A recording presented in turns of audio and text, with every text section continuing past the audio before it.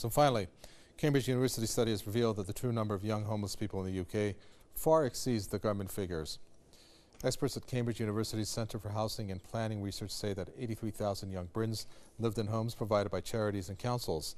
That's more than 3 times the number recorded by the Department of Communities and local governments.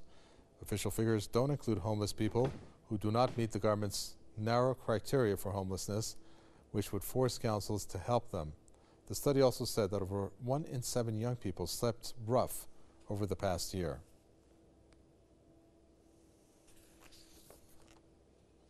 From London, our correspondent Amelia Taylor joins us.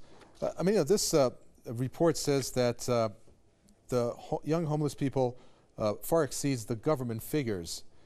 If you can tell us about that, and I draw the conclusion that this shows perhaps how the government is detached from the actual numbers are out there, like in terms of young homeless people. Of course, Kaveh. Good afternoon to you and all the viewers. It's not surprising, actually, because us journos operating in Britain know that there is a bit of a disconnect between official figures and the reality on the situation. We could use those using the food banks as the perfect example of this.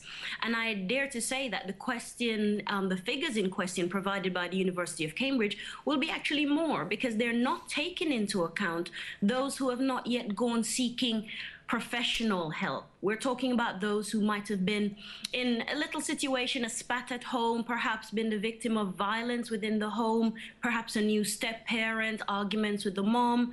We're talking about that very difficult age between, say, 16 and 25 that accounts for these figures.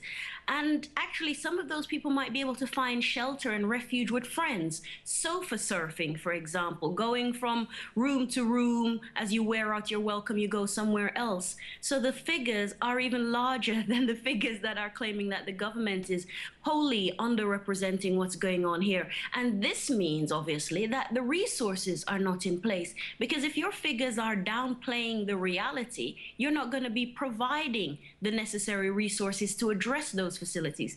And we also know that where the councils are concerned, they're also finding their hands tied, because unless there's an official complaint, or if you can meet that official target, you will not get the kind of help that you need, which means more young people going out of schools, they're not working. This leads to mental health issues, perhaps drugs and drinking. It's a downward spiral, and the government really needs to take account of this before the situation gets markedly worse, Kaveh. Thank you. Amelia Taylor, a correspondent there from London. We appreciate that.